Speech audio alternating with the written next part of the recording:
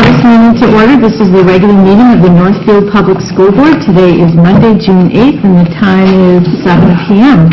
Dr. Richardson, there are a number of items in the table file. Yes, we have a large table file this evening. First of all, you've got just an updated version of the RTI MTSS update, including a handout, updated version of the handout, and a PowerPoint presentation. You've got the proposed 2015-2016 proposed budget with all funds, and you've got your budget book that you'll find in your materials. We'll have items for the consent grouping, including District Youth Council membership, also copies of changes in family, student, and co-curricular handbooks for 2015-16, as well as a number of personnel items, including appointments, increases, decreases, change in assignments, and resignations. We'll also have an agreement with the Canvas Church for their lease, and an item for information as far as the end of the 2014-15 school year enrollment. Okay, thank you very much. If there's no objection, we'll add these items to the agenda as we move forward. We now have an opportunity for public comment. This is a chance for members of the district to address the board. Is there anyone here who wishes to address the board? Okay, and we'll move on then to approval of the minutes. Board members, you have in your packet minutes for the regular school board meeting held on May 26th. Is there a motion to approve the minutes? So moved. Moved by Alan, second. Second by Jeff. Any discussion? Okay. All those in favor of approving the minutes for the regular school board meeting held on Tuesday, May 26, 2015, say aye. Aye. Opposed? Motion carries. Those minutes are approved. Okay, we will move on to announcements and recognitions. Dr. Richardson? Okay, and we just have a few this evening. Basically, we'd like to congratulate our activities director, Tom Brown, who happens to also be here this evening, somewhere behind the curtain.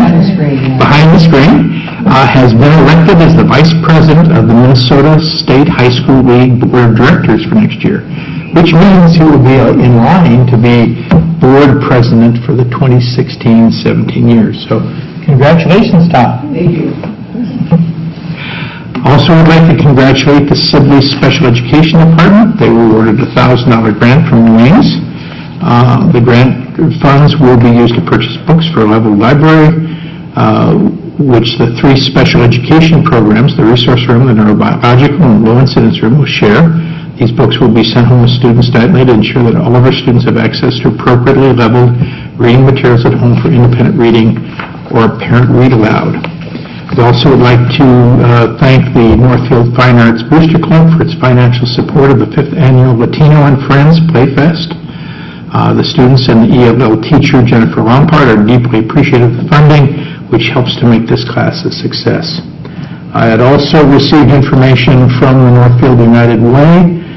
They did provide 21 different grants to a variety of different organizations in the Northfield area, which included, for us, the Bridges to Kindergarten program, the Northfield Promise program, the Primetime program, the Project Friendship program, the Project Able program, and the Torch program. So, again, very much appreciate the fact that the United Way has really supported us as a school district in very meaningful ways that help us to do good things for kids.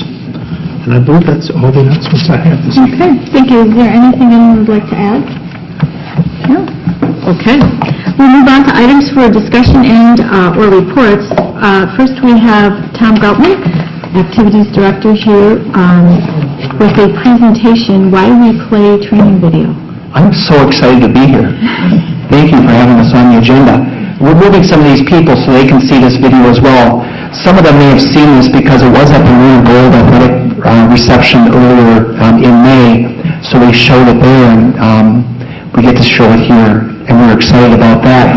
I just have a couple of talking points before we actually show the video, and then these folks are going to be on, and so are these folks. These are some of our coaches that do really the important things because they're with our kids, just like our teachers. That's really where the rubber hits the road.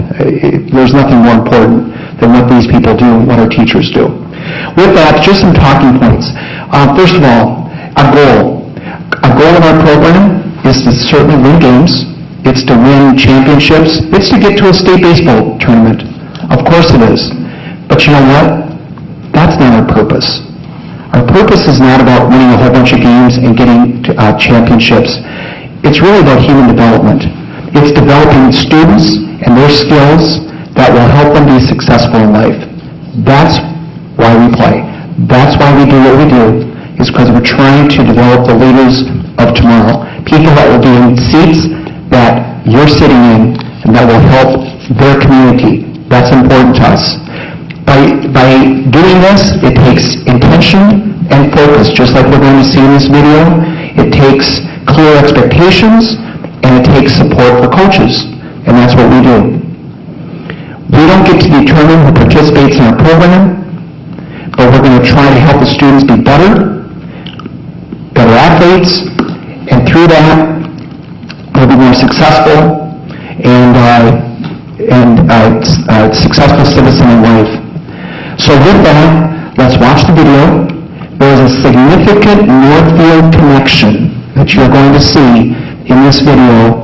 And it's because really what's happening here, what's already happened here, has been recognized as this is some good stuff. And we're going to see that because we have living evidence to my left. That's the living evidence of good stuff. So, this is why we play.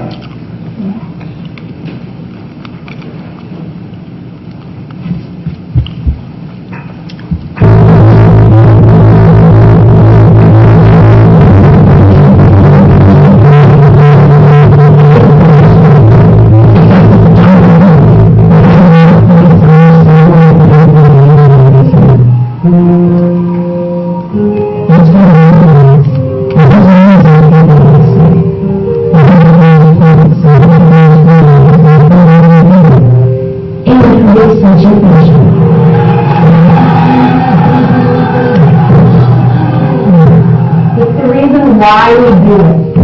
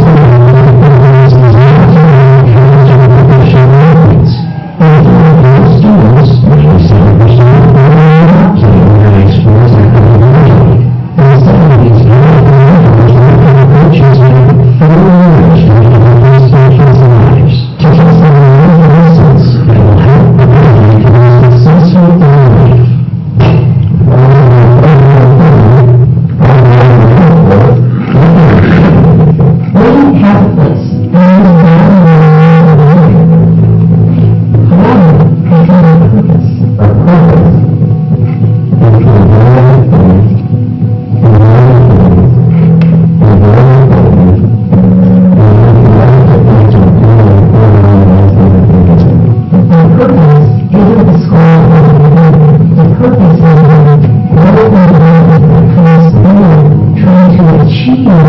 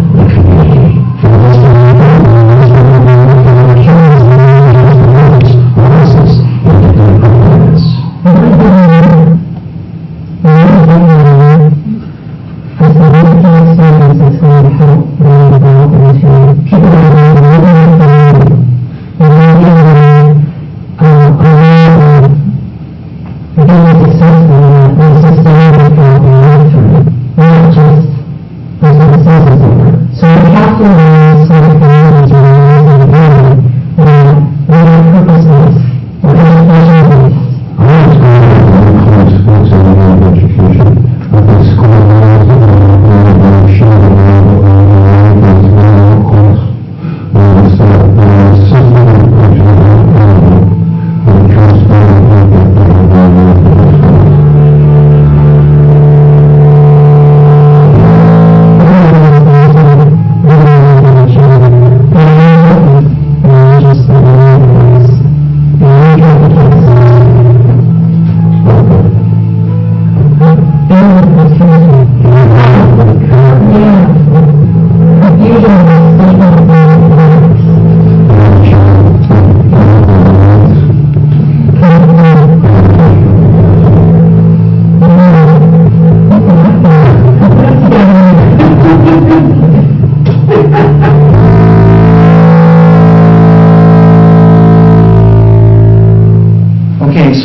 kind of ironic that we're seeing this video right here, because I've taught multiple head coaches courses right where we're sitting, right where we're standing, multiple head coaches courses, all wrapped around this premise.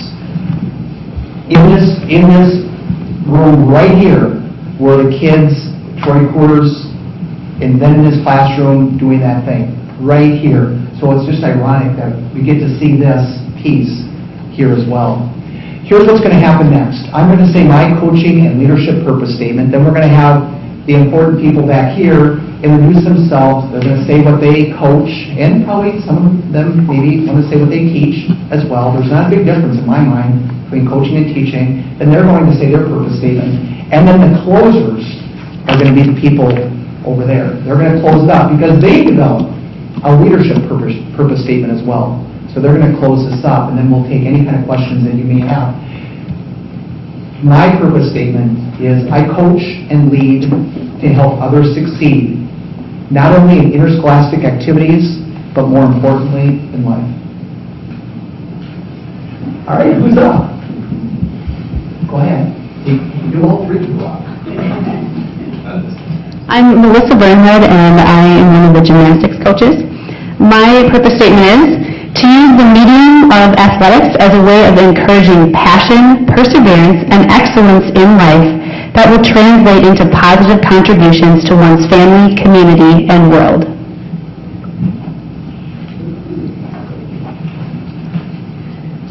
My name is Deb Sykes, and I'm the head girls swim and dive coach. I'm also the assistant boys swim and dive coach and assistant boys track coach, and I'm the level 2-3 EDD teacher at the middle school. My kids always tell me that if I can say something in 10 words, I choose 50. So I have reworked mine a lot. It'd be a little different than what I have this morning.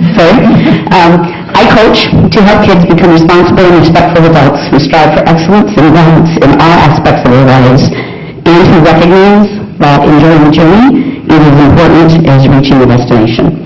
I strive to do this by intentionally building a culture of hard work, perseverance, optimism, joyfulness, and enthusiasm for the accomplishments and interests of not only themselves, but teammates, opponents, and those that work to make the experience possible. I want to make this environment one in which it is safe to make, correct, and learn from your mistakes.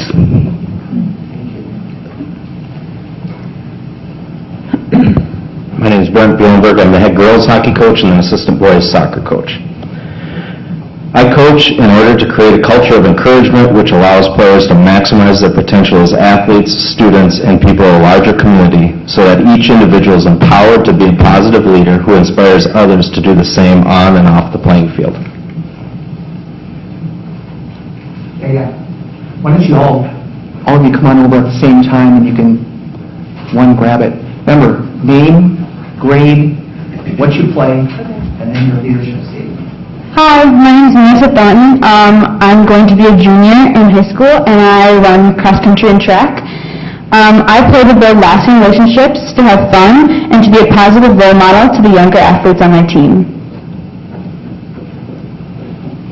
I'm Katie Huey. I'm an incoming senior, and I'm on the swim team as well as girls lacrosse.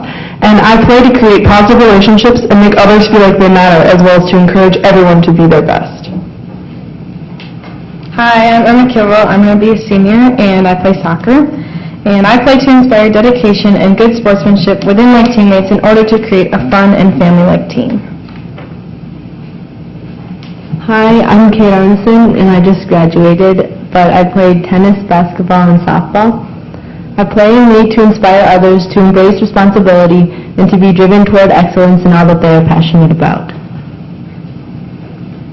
Hello, I'm Luther Prestman. I'm going to be a senior next year, and I play football and shoot clay target. And I play to create a family atmosphere and to motivate others to enjoy the game as much as I do. My name is Trevor Lyon. I'm going to be a senior, and I play football and run and jump and track. My purpose statement is, I lead with honesty to help others come together and commit to getting better on and off the field.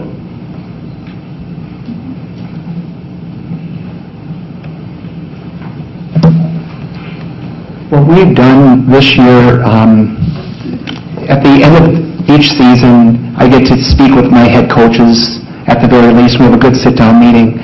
this year we started with the purpose statements, not only their own purpose statement, but the purpose statements that each coach in their program developed. There was one case within that hour and about 15 minutes, we didn't get beyond that. We just talked and talked and talked about coaching purpose and what our real job is. It was a really great hour and 15 minutes spent.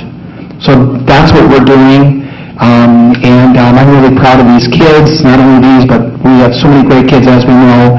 These coaches, we get to work with a great staff of people that really care about kids, so I'm really proud of them. Any questions from the board? These people probably could answer the questions better than I could. Board members, are there any questions? I have a comment. Is that okay?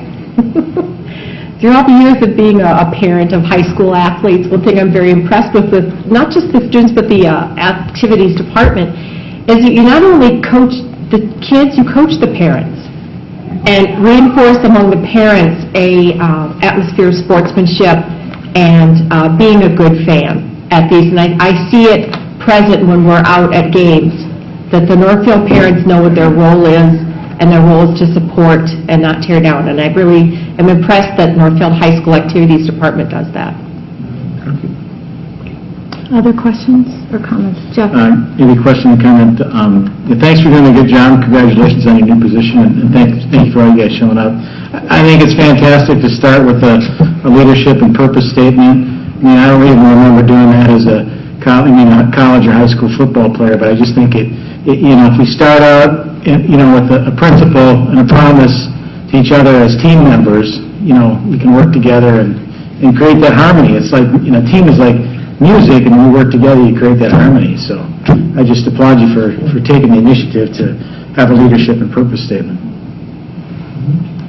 Any other questions or comments? No. I had a comment from a grandparent who said she likes to come to watch the swim competition in Northfield. And I said, is the facility better? She said, no, not really. But she said, when the kids like to come to Northfield from other schools, because when they come to Northfield, the kids in Northfield cheer for everybody. Just not their own team, but they cheer for everybody. And she said, that's real contagious. So, thank you for your work. Yeah, thank you. Any other questions or comments? I had, I want to echo the comments of the other board members, but then also ask two questions. Is there a plan to show this to district parents?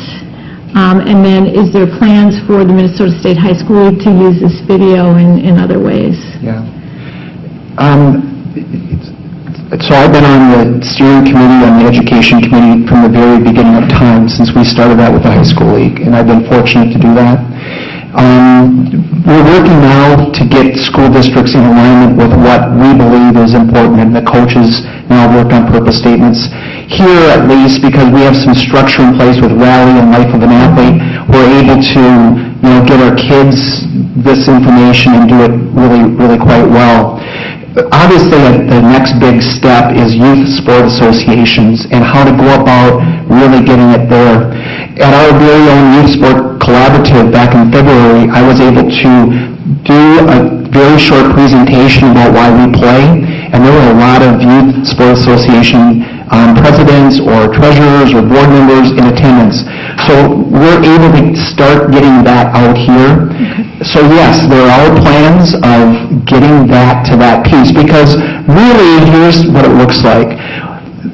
High school athletics and activities are kind of sandwiched between the youth sport activities, where really some of the goals and the purpose is to win a U13 state championship. I mean, that's what they try to do, so that's kind of their purpose, and they do a lot of things to reach that purpose and that goal. Again, we're sandwiched between that and then college, and especially Division I, but it's even Division III and II, and then pro sports. If you don't win, you're out.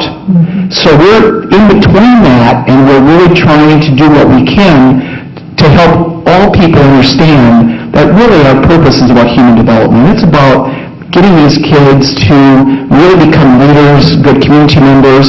One of the purpose statements I think I heard was, hey, I want to be a good family member, and I want to be a good mom and a good dad someday. So that's really what we're looking to do.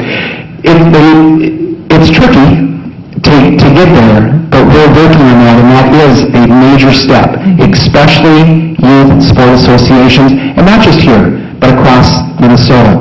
The other thing that's been real significant with the high school league is they have built a grant with the NFL, and so we're even looking at pro sports because the NFL, the National Football League, they can use some good publicity. They can use something good to put a feather in their hat, and this certainly is one of them. Again, about human development and about treating people right and with respect. So we're working on that end as well, but obviously we know it's going to take time and it's going to take a lot more effort, but we are working on getting this out. And again, going back, this is a piece right here, again, getting with the school boards, getting alignment, and this is one way to get to the community. Okay, good, thank you. Tom, I believe you have one other purpose statement. That just slid in the door. I'm going to introduce, this is graduate Ben Ertl. Hi guys, I'm just going off mine from memory right now because I submitted mine to the people. So mine was, I want to help make my teammates and athletes better than I ever imagined, and I wanted them to feel the teamwork and the brotherhood involved with a high school sport. Well done. Well, thank you very much. Thank you all, folks.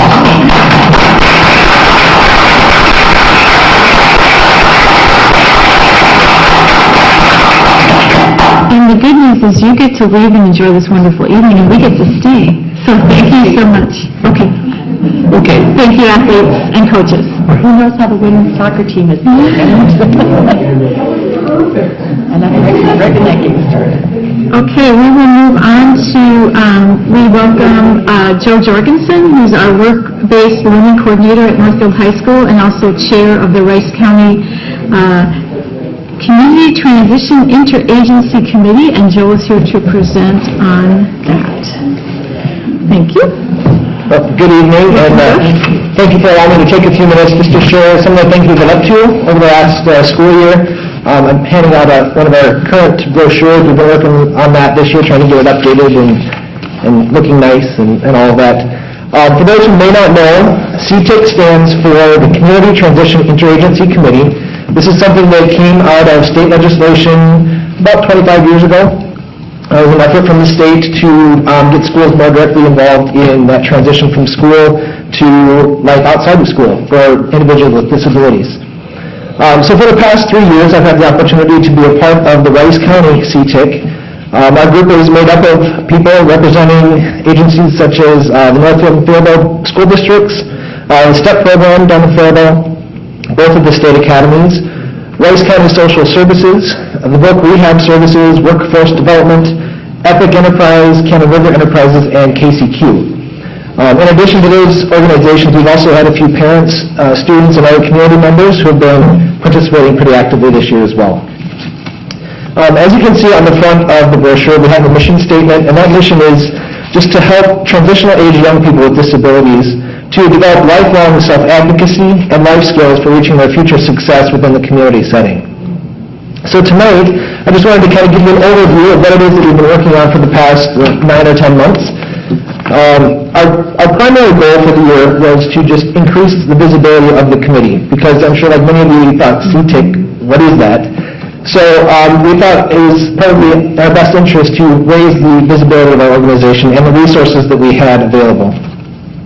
One of the recurring themes we hear from parents and even from some staff is that they really don't know what they don't know in terms of transition. They don't know where to start. So our hope was that by increasing our visibility and giving better access to some of our tools, that people will have a better opportunity to discover what services they might need for transition and then make that connection in order to get those services. So we did this in 3 main ways. First, we wanted to get into the schools and do some visits with staff and students. We wanted to increase our online presence, and then we wanted to organize and participate in some more community events. So, over the course of the year, we had 2 former Northfield students who were enrolled in the STEP program in Faribault and who incidentally just graduated a couple weeks ago. And they put together a PowerPoint presentation based off of their experiences going through high school, transitioning to the 18 to 21-year-old program, and now looking forward into adulthood. They put together this presentation and made a visit to the special ed department here in Northfield, and also to students and staff from the special ed department in Faribault, and just shared those experiences with them. We've also been working to kind of retool the presentation so it might be geared towards larger audiences as well at like a transition fair or something along those lines. Step number 2 is to increase our online presence. So to do that, we created a Facebook page, and we also created a website. If you want to check it out, it's ricecountyctic.com. It's all one word, ricecountyctic.com. It's a real basic website, but it does contain a list of the agencies that are involved with the Rice County CTIC. It also has our 2 primary transition resources that we've developed. On the first one, we compiled the directory of some of the resources in the area that can assist with employment and job training. They help out with post-secondary education options and independent living. The second tool we've developed is something we call the Transition Tracker. And it's basically a checklist, year by year, grade 9, 10, 11, 12, things to consider as you're going through high school and looking ahead. When do you start getting into extracurriculars? When do you start looking at guardianship or SSI, things like that? So it's just a nice checklist that we can use to help parents kind of guide them through that process. Like I said, both of those are available on that website, so parents can check it out at any time and see those resources. And so we're just hoping that by having that website, having that Facebook page, that it becomes more accessible for our families. Finally, we've been working on being a part of several community events. In October, we invited the Autism Society of Minnesota to hold a transition talk, and we did that in conjunction with the fall conferences. We did it right in the high school auditorium. We had about 12 people attending. It was kind of a 50-50 split between special ed staff and parents, but it opened up some good discussion about transition topics. The main takeaway for us, though, was that there's a real lack of awareness as to what transition supports are available in Rice County. A lot of parents said, we don't know where to start. We didn't realize until senior year that we probably should have started getting things together before that. And a lot of staff were expressing that they just felt underprepared. Parents came to them and they felt all this pressure to have all the answers, and they didn't always know where to turn either. So we really felt like that's where we need to have better access to those resources that we've been developing. So what we did is we put together a survey that was sent out countywide to all of our families who are involved with special ed. And our hope was that we could create a transition fair that would help to address some of these topics. We had about 40 families who participated in that survey, and with their input, we've been working to organize a transition fair that we're hoping to put on this coming fall. In addition to these events, we also invited PACER to come down to Faribault High School and to host a workshop on Social Security benefits for individuals with disabilities, and we had roughly 25 people in attendance at that event. So while those numbers may not seem all that impressive as far as attendance, we do feel like it's a step in the right direction, because each parent who can get into that has a network of parents that they can share that information with. So we really feel like it's a step in the right direction. As we looked around, I've communicated with a few other CTICs from around the area, through Goodhue County, Steele County, and so on. They're all kind of in a similar boat. They're in a similar situation, facing similar obstacles. Recently, I went down to Rochester about 2 weeks ago, along with several other representatives of CTICs from Region 10, which is southeast Minnesota. We met in Rochester and began the discussion of possibly creating a regional CTIC so that we could maybe have a greater access to resources, sharing ideas a little bit more efficiently. So that is a discussion that is ongoing and is scheduled to continue in the fall, so we'll kind of see where that leads. But it might be something to supplement what we're currently doing locally, or it might be something that could even supersede all of that. That remains to be seen, but I'm optimistic that some good things will come from that process.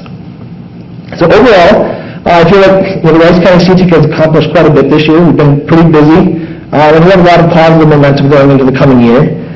There's still a lot more, obviously, that can be done. More to increase our visibility, both of the resources locally and regionally. In closing, I'd just like to say thank you to the district and to the community, particularly the local businesses, as they've helped to support transition programming in Northfield and in the surrounding area. Do you have any questions? Thank you, Joe. Board members, questions? No? Joe, could you talk to us a little bit about number of students that are currently in the program from Northfield? And also maybe giving us some idea of how many different businesses currently are helping to support those transition services? Sure. I have roughly 20 to 25 students in the work program here at the high school. A handful of those, roughly a half dozen or so, work primarily in the building on site. But then I do have 15 to 20 kids that go off site. And we probably have roughly a dozen businesses or so that at any given time that are hosting students. Super.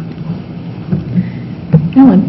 I was just, this is really helpful because I wasn't really even aware of the committee, and I'm wondering, as a board, are there things that we can be useful for CTEC going forward? Are there ways that we can be more useful to you?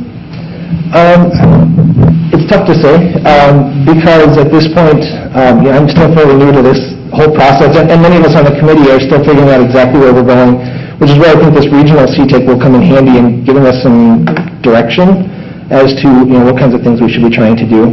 I think just helping to spread the word in and of itself will be a big help.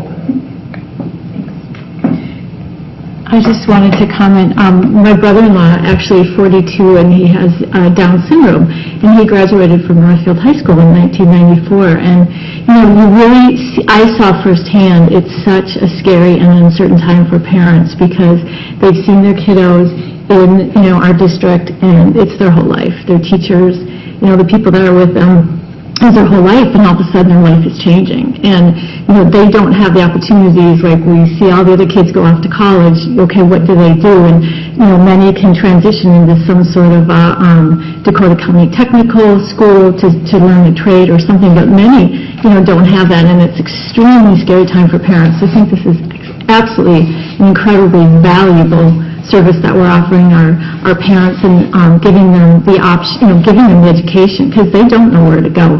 And I'm wondering now, when you talk about being able to really help the students and the transitional piece, do you envision, or is it now currently a more one-on-one situation where you actually have the opportunity to meet with parents and find out individual needs?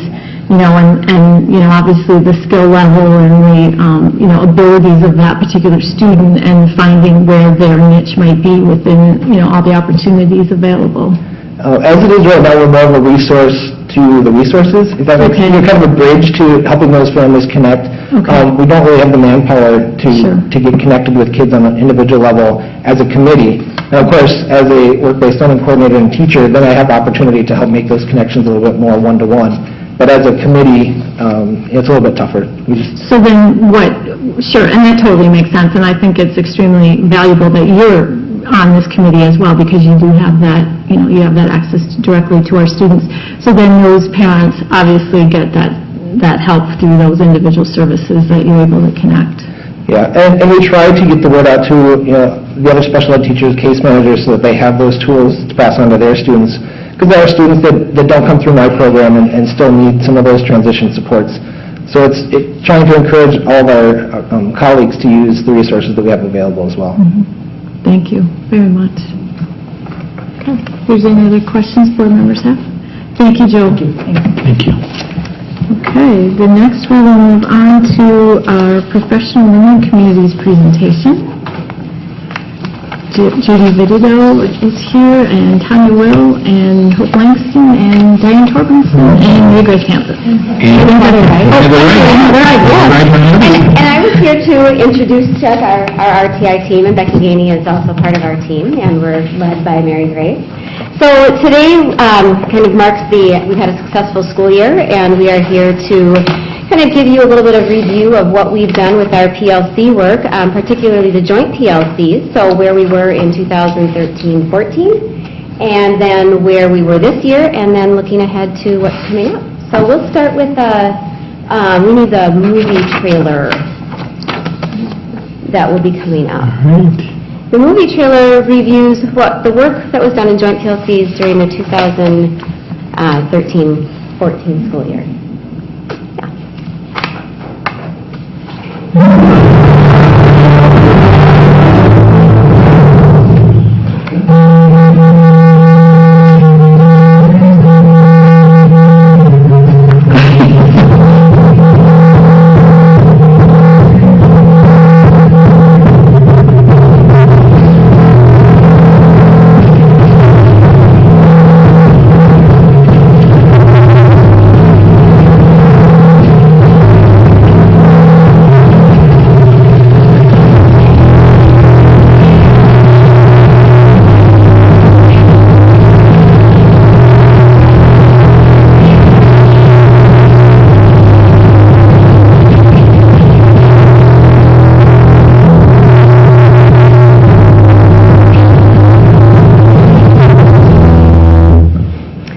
Synopsis from last year. I'm Heather Ryden, and I work at Greenville Park. So for our second year of joint PLC time, our objective was to give teachers the opportunity to share strategies and ideas with each other. In the past, the school board has asked if teachers are able to collaborate across the district. And while that kind of time is limited, joint PLC time is one avenue that has allowed that exchange of ideas to take place. This year, we again met 3 times over the course of the year, rotating to a different elementary school each time. Classroom teachers met by grade level, and all other teachers met in department groups. The format for each joint PLC time included an optional early bird time to socialize before the official start of the day, which was well attended and much appreciated, and then each group would move to the host teacher's classroom. The first host teacher then had the floor to present powerful learning strategies that he or she found to be successful with his or her students. Then we would rotate to the next classroom and repeat that process until all of the host teachers had had the opportunity to share. There are many benefits to this exchange of ideas. Participants were able to add strategies to their teaching repertoire, to ask questions of each other and gain new understanding, receive feedback and encouragement from each other, observe classroom organization and student work, and be inspired by the great things happening in other settings across the district. The next video that we are about to show attempts to capture the progression of joint PLC time from last year to this year and then looking ahead to next year.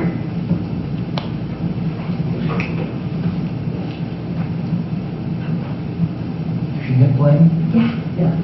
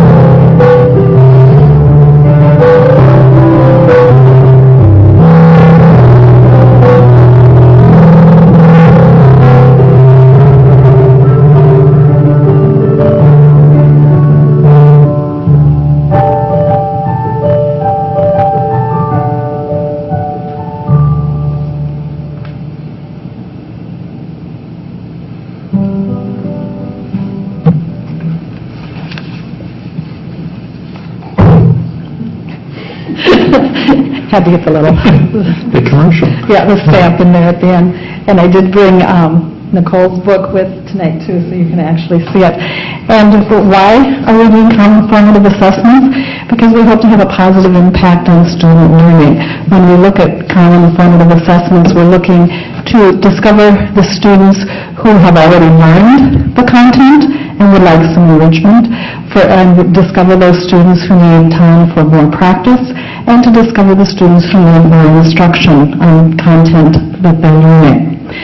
So this Thursday and Friday, the elementary teachers are going to be working with Nicole Vogel, author of this book, and we discovered Nicole last November when the RTI coaches, middle school and high school psychologists, as well as some teachers, attended her workshop in Rochester, Minnesota, on designing 5 common formative assessments.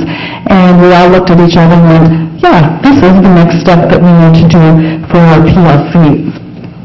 So as a result, on June 11th, we are going to have 60 teachers.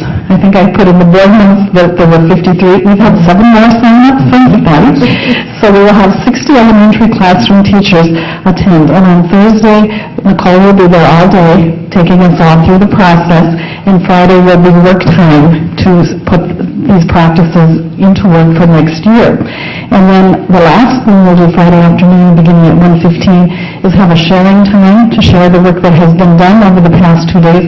And Kim Brisky will also be there to show us some ways we can use technology to enhance these formative assessments and make it much more usable and more friendly for the teachers and fun for the students, too.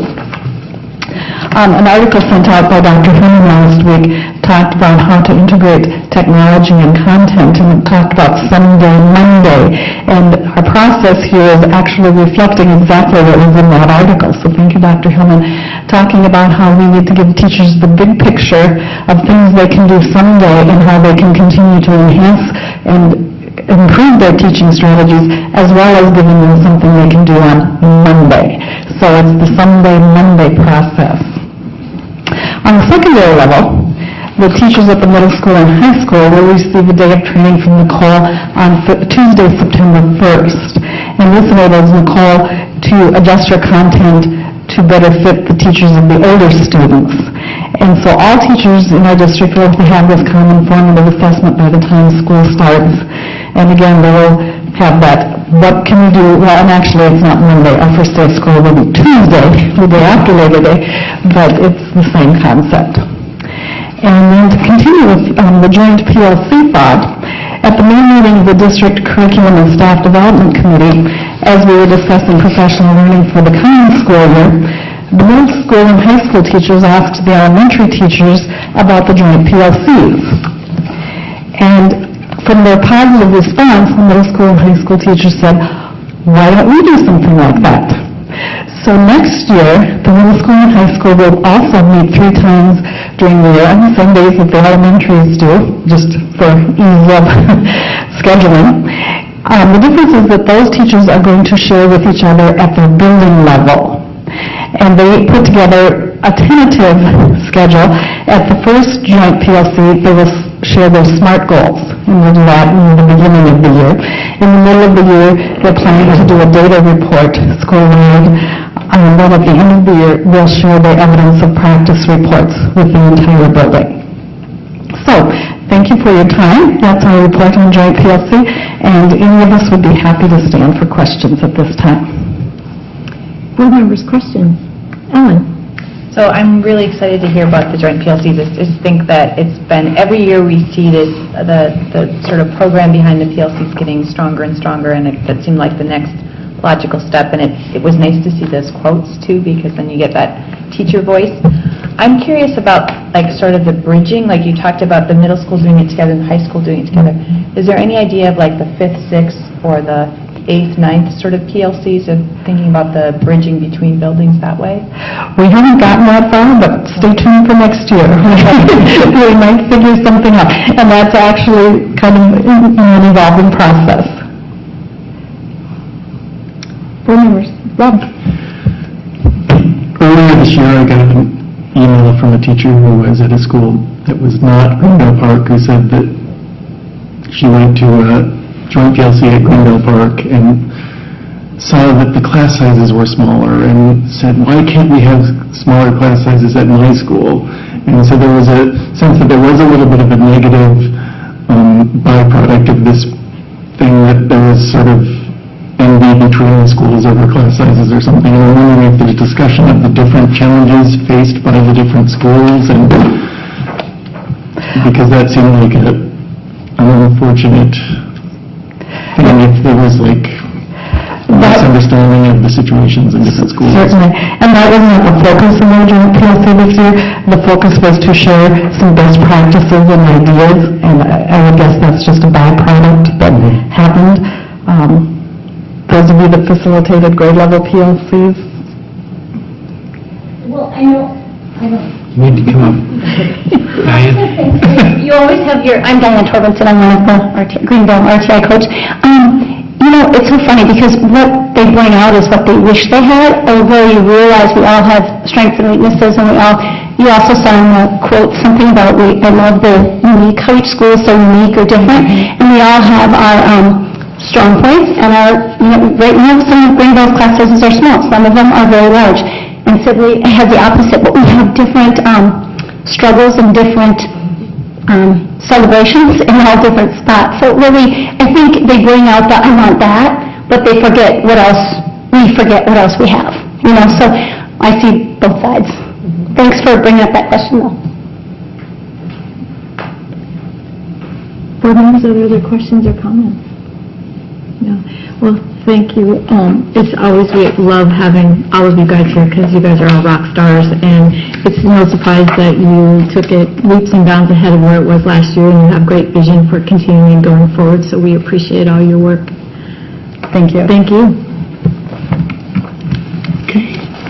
Okay, board members, we'll move on to RTI, MTSS, just a few acronyms.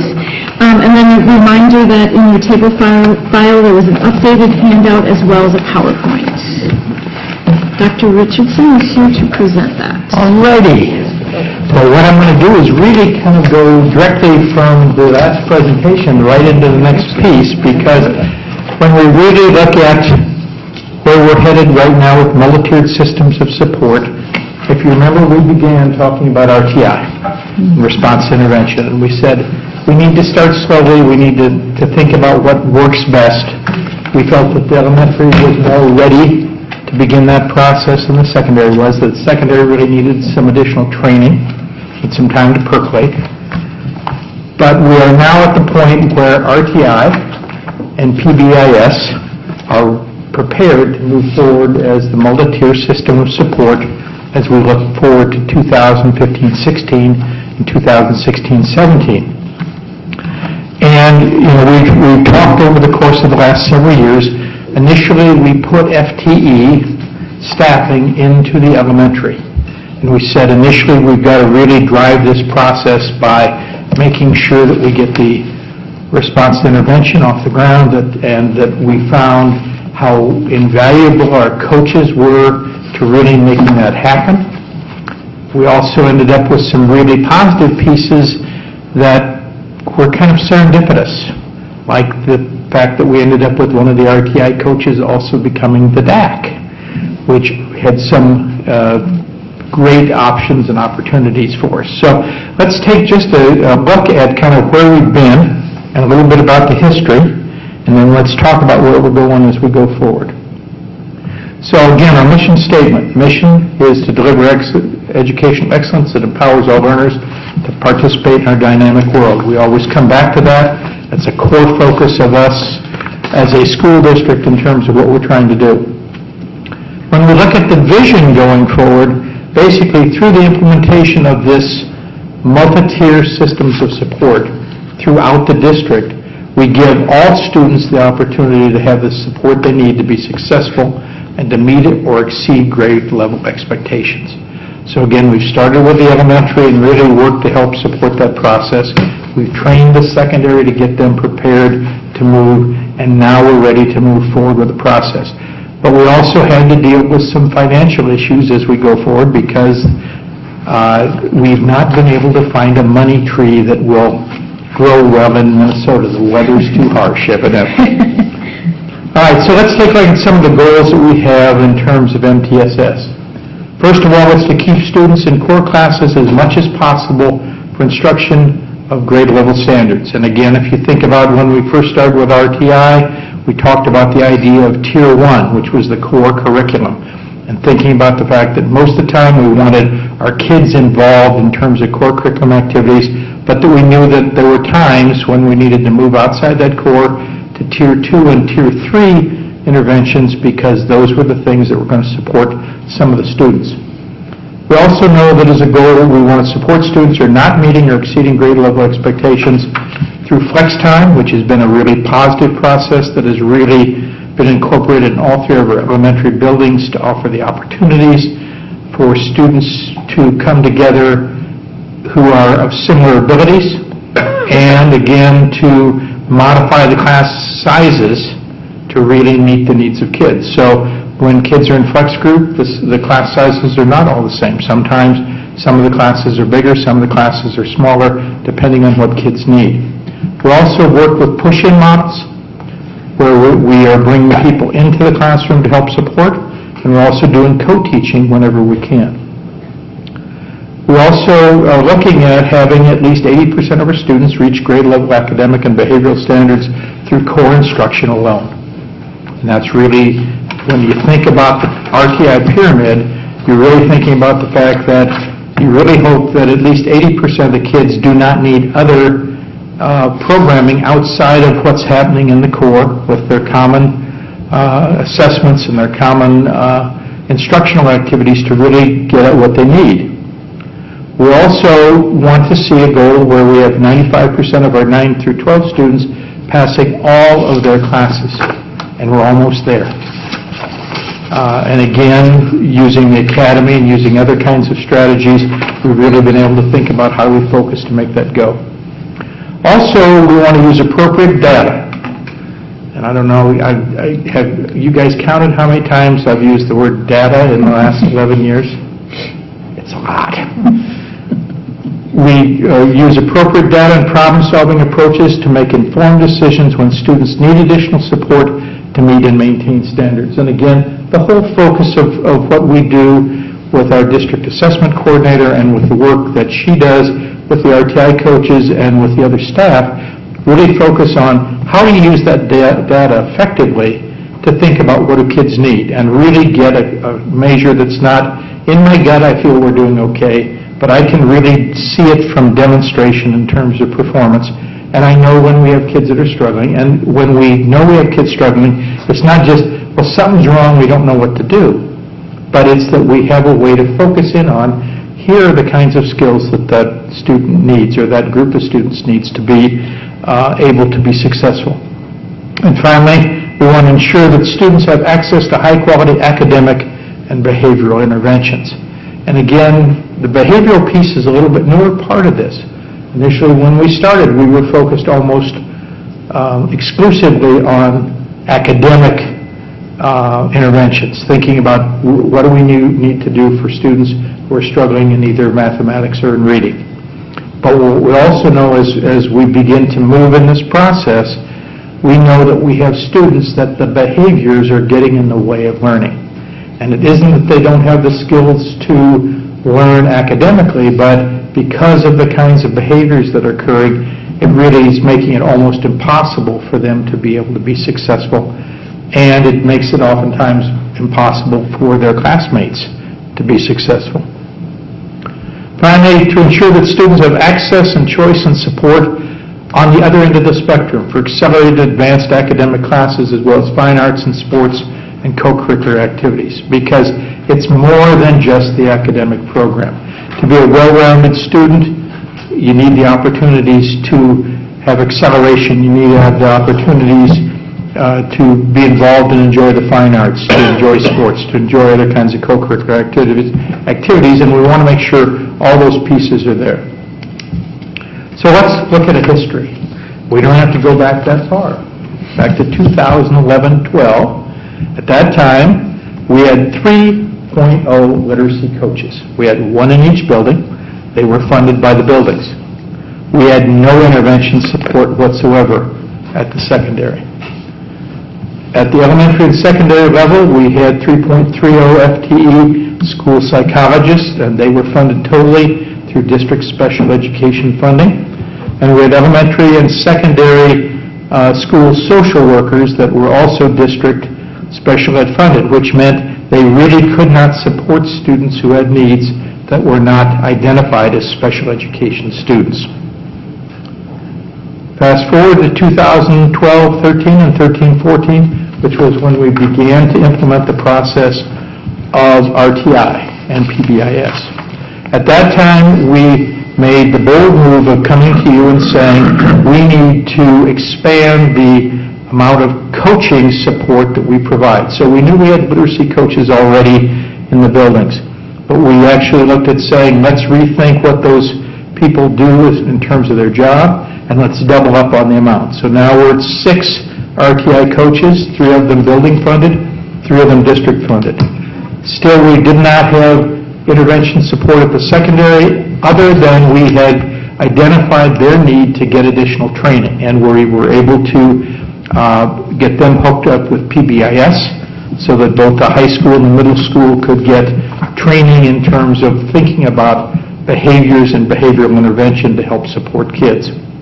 At the elementary and secondary level, we made a determination to leave our psychologist piece in place, but we expanded it to provide a full-time psychologist in each building.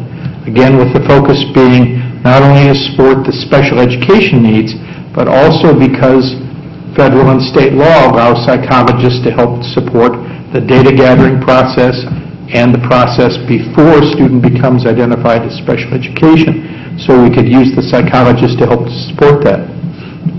And we made a decision to move to a different strategy for our elementary and secondary social workers. We went to 4.8 FTE social workers.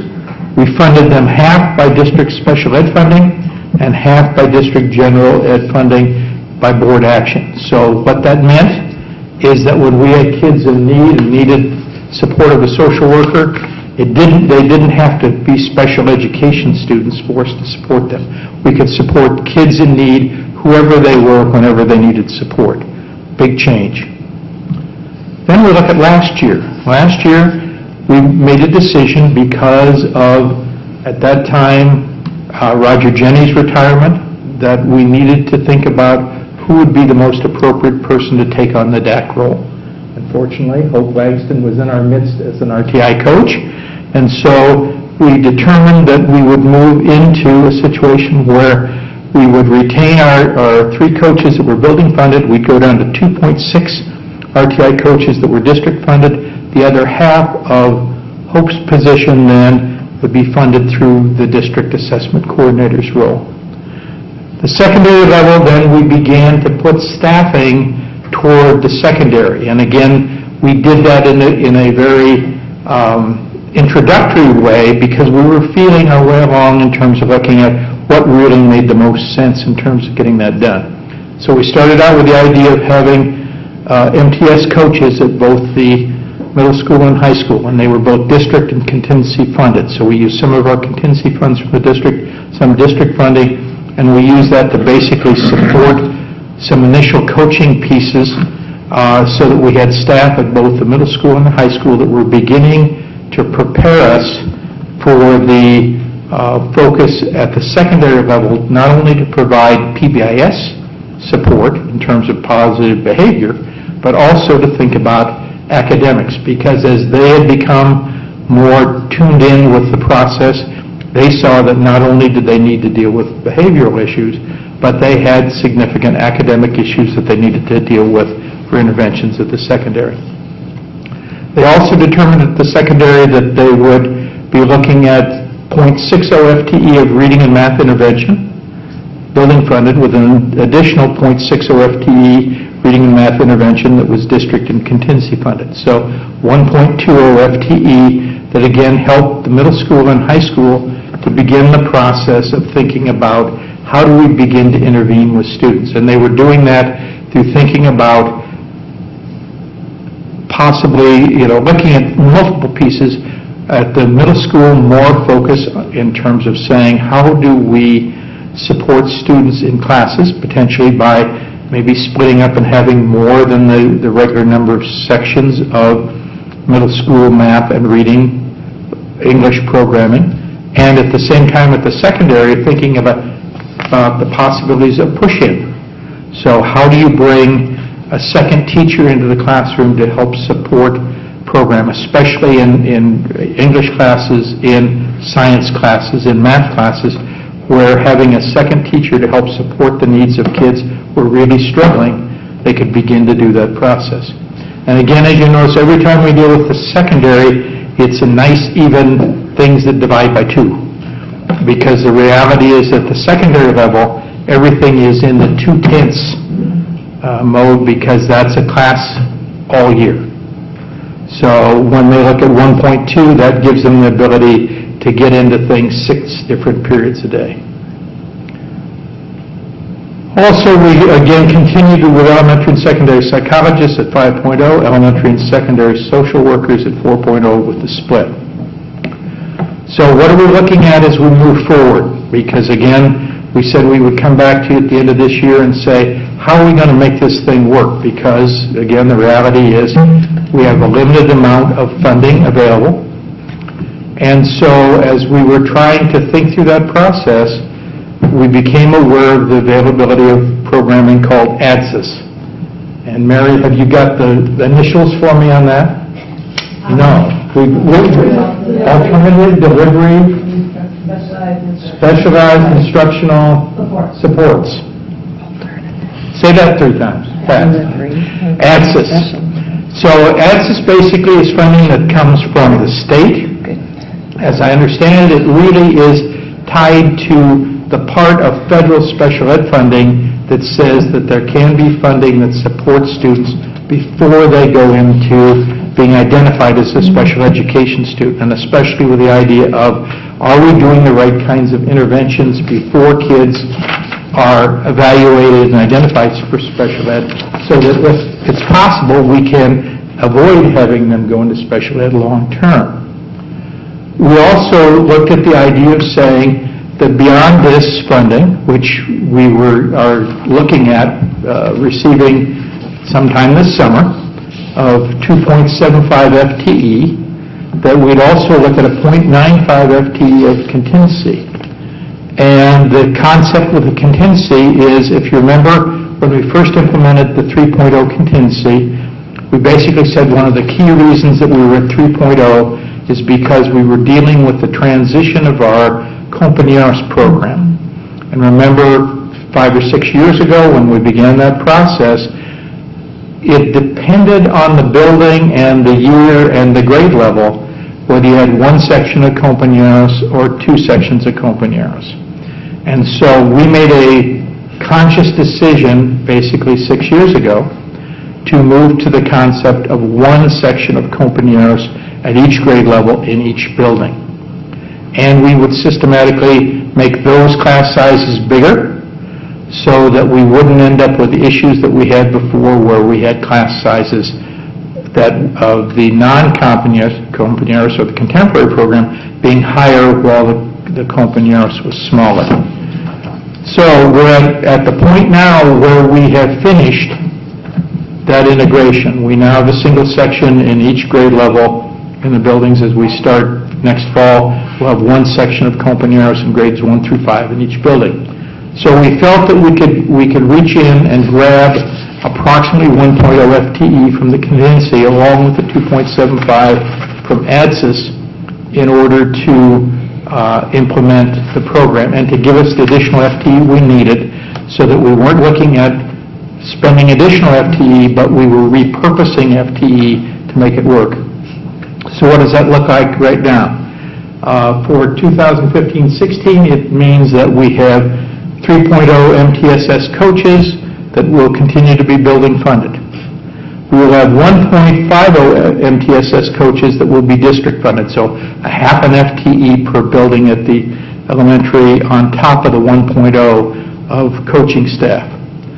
Then at the elementary level, we'll have an additional 2.60 FTE of reading, math, and behavior interventionists, which will be funded through ADSIS and district funding.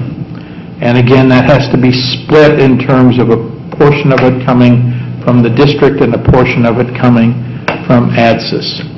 The key piece here is, if you look at 2.60, that's about 0.87 per building. So what it does is it fills the other half of the MTSS coach's role of the second coach. So one coach will be a full coach, another coach will be a coach and an interventionist both. Or I think in some buildings there's discussion about it may look 0.75 coach, 0.25 interventionist, 0.75 coach, 0.25 interventionist. And we're fine with doing it however it makes the most sense in each building to get that to happen. But the idea being that we now, instead of just 2 people, we have 2.37 people per building, and we still have 1.5 coaches, and we now have 0.87 FTE of interventionist time. Beyond that, then, we have at the secondary, we now have moved up to 0.95 FTE MTSS coach. That is funded through building and contingency funding. So that means now we have coaching time in both buildings, and the coaching time gives us actually 2/10 in math and 2/10 in reading at the middle school, and 2/10 in math and 2/10 in reading. So 1 period a day for coaching support. And then you say, okay, but where did the 0.15 come from? Well, what that is a 0.15 to support the coaching part that can be done that doesn't have to be in an even 2/10. And that happens to be our middle school psychologist who's able to do this work as an overload to help support the program. And then finally, we're looking at 2.4 FTE reading and math interventionists funded by ADSIS, the district, and contingency funding. So 1.20 per building. So what that means is that you have enough FTE that, like at the middle school, you have 2/10 for 6th grade, 2/10 for 7th grade, 2/10 for 8th grade in reading, 2/10 in math at 6, 7, 8, and you have 1.2 FTE to support 6 different classroom strategies to support the secondary or high school level with interventionist support. The staffing for the interventionist is pretty strict, isn't it, Mary? So one of the things that we've really worked with and talked to building principals about is that when you talk about this intervention, we actually are going to need to track and make sure that we have exactly the right kinds of time involved with each of those pieces. That's what allows us to get the funding from ADSIS, is that we have to prove that the time that we're getting in ADSIS funding is going toward the funding of direct intervention for kids. But we think that by doing this, we have coaches to continue to support the coaching activities at both the elementary and secondary. We have interventionists to support the needs of kids at the elementary and secondary. And so we really have gone from a program that, first of all, just supported elementary while allowing secondary to train, to a program that's now ready to support both elementary and secondary very effectively. We're going to continue our sites and social workers as they are. So let's take a look at the narrative in terms of the specifics. First of all, as part of this program, we'll have MTSS elementary instructional coach positions. We'll maintain the 3.0 of the building. We'll reduce from 2.60 FTE to 1.5 in the district. So we'll have 4.5 FTE MTSS elementary instructional coaches.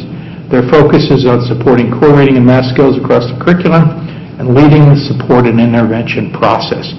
And you'll notice that in your materials, there's a litany of the details of the kinds of things. So it's help planning and implementing building level staff development. It's supporting PLC data analysis. It's looking at PLC development. It's looking at instructional and cognitive coaching.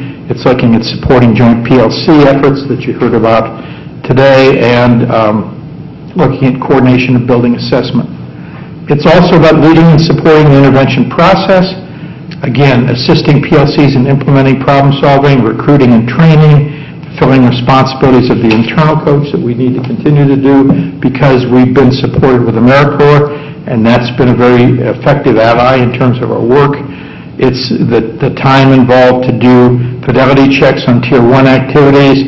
It's maintaining our RTI website, which these guys have been basically responsible for creating and updating so that anybody throughout the district can go to that website and pull down interventions which give them specific details for how to implement a particular intervention with a particular student or group of students, and also to train new staff in implementing the problem-solving process.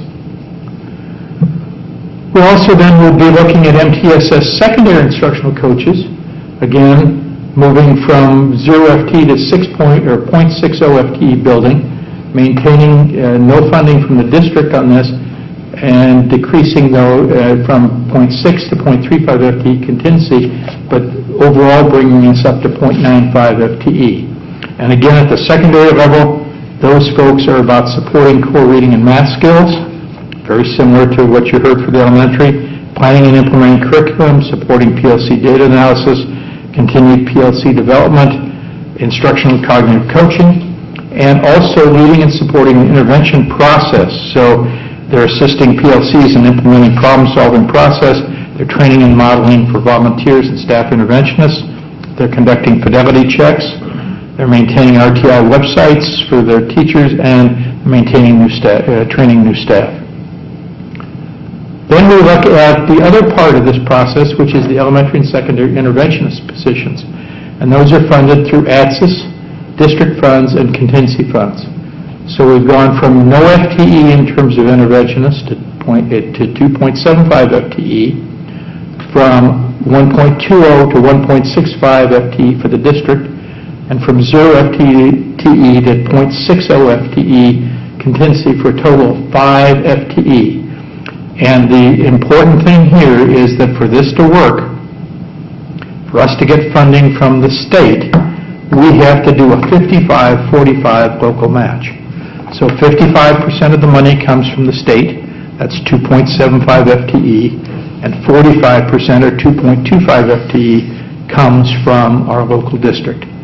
So without ATSIS, we would not have that additional 2.75 FTE, but in order to get that, we basically have to give 2.25 FTE from the district to bring that up to 5.0. So what's the purpose of these folks? It's basically to provide direct instruction with students using appropriate interventions. And so in terms of the focus for those folks, in terms of the secondary level, obviously they're going to do the direct instruction of students. At the elementary levels, we talked about either a 0.5 FTE at each building or 0.25 of two different people will be doing some direct interventions as part of the process. And we know these guys already know how to do direct interventions because they've been modeling direct interventions kind of from day one as we've moved through the process. Then we have the district assessment coordinator, which basically will stay about the same, although will be at 0.50 FTE. So remember before we talked about 0.6 and 0.4, now it'll be 0.5, so even up, and an extended contract similar to previous years. And basically, purpose for that individual obviously is overseeing the district and building-wide assessment process. And again, the important piece there is overseeing. So it is a process of helping other people to use the data that they have, creating data when it's appropriate, training other people so that they can use the data. And Hope has been a very, very valuable player in terms of really bringing that about and really taking what Roger had created and really continuing to run with it. We also have a district volunteer coordinator. Again, we'll be maintaining the current FTE there. That supports maximum use of Accelerate Northfield volunteers and other non-AmeriCorps volunteers. And so that individual, again, we have put that piece in place over the last couple of years so that we can really support making sure that we have the volunteers who came out of Accelerate Northfield, basically to be in place and continue so that they're in the right places at the right time with the right teachers and the right kids who need them. We will continue with our EL support as part of this process and maintain the current FTE there. We're going to provide direct instruction, co-teaching, and resource room there, coordinate efforts with others, again supporting the WIDA standards, which are the standards for teaching EL students as they move through that process. We will continue with Title I and reading support teachers. And Mary and I had this discussion the other day as she looked at the data that we were getting back and said, gee, I don't think we lost any FTE in terms of our Title I. I said, well, the problem is we have increased our percentage of free and reduced price lunch students. So if there was not sequestration, we would have actually seen, I think, a fairly significant increase in title dollars. But because sequestration is there, we have a much smaller increase than we might have received. But at least we're not in a position of trying to cut back FTE. So we have 1.6 FTE at Greenville Park, 0.2 of that FTE at St. Dom's, 1 at Bridgewater, and 0.9 at Sibley. And remember, that one is not a Title I. It's not Title I funding. That's district funding that we've done for a long time at 0.9 with Kathy Bennett's. And then again, social workers and psychs basically stay where they've been. So that's basically the program that we're looking at. And again, the focus of this program is to maintain everything that we have had in place, to take maximum advantage of ADSIS to increase the FTE for intervention support, and to make sure that we're really ready to do MTSS from K through 12. And it's not something that I think we would have been able to do without the infusion of ADSIS dollars. And we've had to be extremely, what's the word we want to use, Mary? Nimble?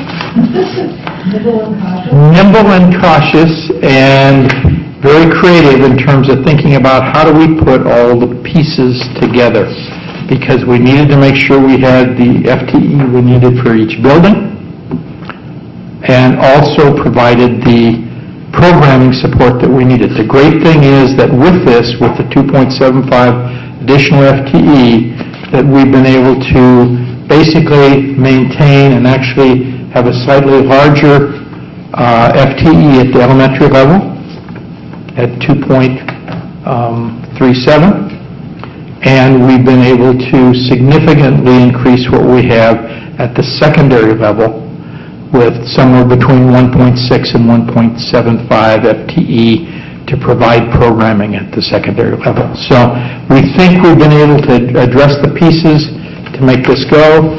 I think this way we really have been able to maintain and continue the quality programming that our RTI coaches have done over the last several years, but we've really been able to step out and really push the secondary program forward now that they're really ready for it. And the great news I would share with you is where I think if we talked about this 3 or 4 years ago and we'd said, is secondary really ready to do this?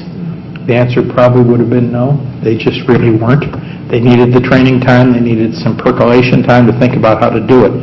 My sense is coming into the fall next year, they are primed and ready to go. And they're going to be supporting reading and mathematics at middle school and high school. And they're going to be doing it, I think, in some very innovative ways that will really help us to continue to support our kids after they've had the quality start with the elementary, with the coaching and the intervention support. They'll be able to carry that same support into the middle school and high school and forward. So we wanted just to make sure that you had all the information on what was happening. I would tell you that we did the math in a snap. It was easy. But between Matt and I and Mary, I think we redid the spreadsheet that had all the FTE at least 4 or 5 times, and really had to do some serious thinking about how we made the pieces fit. But the good thing is, I think I can say to you at this point, for basically approximately the same total FTE that we've had before, with the addition of the 2.75 FTE and with 0.95 of a contingency position. We've been able to put all the pieces that I've shared with you tonight together to move us forward. So I would stand for any questions. Okay, thank you. Questions? Ellen? So I have 3 questions. Yes. But first, I wanted to say this is amazing. I know you were telling me about this last month, and I couldn't quite get it in my head, so it was really helpful to Well, have... these guys do the singing and dancing. I work behind the scenes. So my 3 questions are... Sure. 1, do we have all the right people on the bus? So this looks great, but there's some adjustments and people moving to different positions. And then the second question is, it sounds like we're just losing a little bit of our flexibility because of contingency. I didn't know if there were any other losses here. Otherwise, it looks like lots of gains. And then the third was, is there any, would parents notice this in any way, shape, or form? So. Okay. I would say, let's go back we'll go one at a time. So, do we have the right people on the bus? Well, I believe I've got exactly the right people on the bus at the elementary. They know how to do interventions. They know how to do coaching. And really what we'll be adding to each of their cadres will be an additional 0.37 FTE of an individual person who will be added on top of their 2.0 that we've had. So we actually will provide more intervention support than we've ever had before at the elementary, and I still think if we look at the 0.75, 0.25, we're not going to miss very much in terms of the FTE support for the coach side. At the secondary, I think we're going to see a significant difference, because what you're actually going to see at the middle school will be a full classroom set at 6th, 7th, and 8th grade in reading and math to help support students who need additional intervention support. Rose Turnicliffe and Dan Myers will be the teachers at the middle school. They've been doing some of those pieces already, and I think will do just a great job in terms of that piece. At the high school level, there will be multiple pieces. So we still have the academy in place. We still have the 10th grade seminar piece in place. But on top of that, we're going to be seeing the expansion of the opportunities for additional interventions where teachers actually will come in and work with a science class or work with a math class or work with a language arts class to help support students who have specific needs. And so I think we're likely to see even greater options or differences from maybe what we've seen in the past, because you're looking at additional 1.6 to 1.75 FTE in each building that just weren't there before. And so I think that's going to be a really beneficial piece. So you kind of answered question 3 already. All right. So that's is my sense of how that piece plays out. And did I miss the middle one? Right. It's just the contingency money, we're losing a little bit of flexibility, and that seems like that's the only drawback. And that is the only drawback. And it's one that we spent several weeks at Cabinet discussing, because obviously contingency has been very supportive in terms of addressing situations when we have an unforeseen bulge in terms of enrollment, or we have an unforeseen staffing need in a particular subject area. I think the advantage of maintaining a little over 2.0 FTE, in the past we've almost always had to use one of those FTE to address a compañeros teacher position, because there were always the flex of having not more than one compañeros teacher in certain grade levels. That's now is gone. Everything is taken away. And before, when we had those odd-sized compañeros classes where maybe by 5th grade the compañeros class had really dropped down, and so elementary teachers at the 5th grade who were not compañeros teachers were going, well, how come my class is so big and compañeros is so small? Because compañeros now for the last 5 years has been building they start with the biggest class in 1st grade. And so even with some attrition, those numbers have stayed higher, and we really don't see the variation that we've seen before. So we, I think, are very confident that we can make this thing work with 2.5. or 2.05. The other thing, too, is what we believe that we've seen, especially in the last year or so, is more of the FTE has tended to be needed at the secondary level. And the good thing there is the fact that we can give contingency at the secondary level in 0.2 increments, because that's one class all year. Sometimes we can even do it in 0.1 increments, because maybe we just need an additional teacher supporting a semester class just for one semester of the year. So we still believe we've got some good flexibility to make those pieces happen. Can I absolutely guarantee everything is going to work there? Probably not till we've run this thing a couple of times. But I feel confident that we're in the best possible position we can be to make that work and still not damaged all the work and effort that staff have provided and all the preparation that we have to really now create this K-12 model, which is so much stronger than what we've been able to do before, where we had to do it in bits and pieces. So I think that's the big advantage, as I see it, Evan, is that we now are in a position where we have FTE in place at the elementary and secondary level. Obviously, the one other thing that we'll need to always watch very carefully is what's happening with ETSAs. Because I've been told now about 57 times, this is not a grant. And what we do know is some of the districts that got on real early in the process have had ETSAs in place for 4 or 5 or 6 years.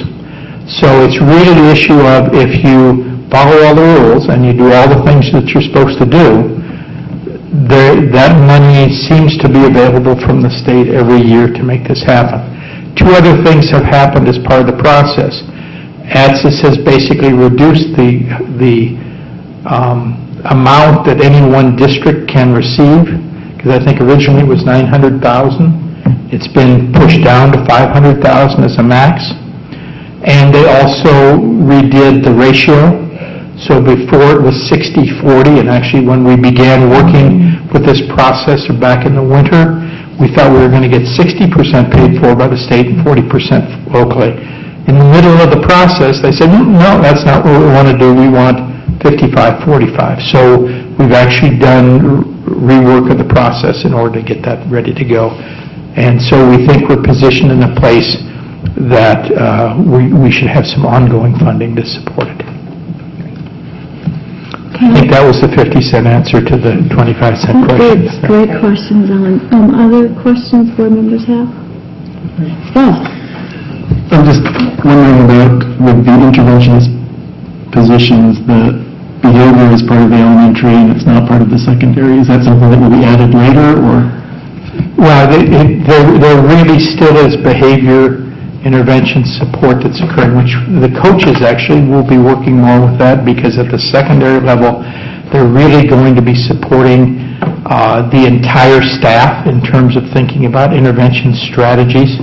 And again, it's why in the case of especially the middle school, the psychologist is taking on a piece of that coaching role, because I think their thinking is you're really not going to pull kids out to do interventions in a separate classroom space for behaviors.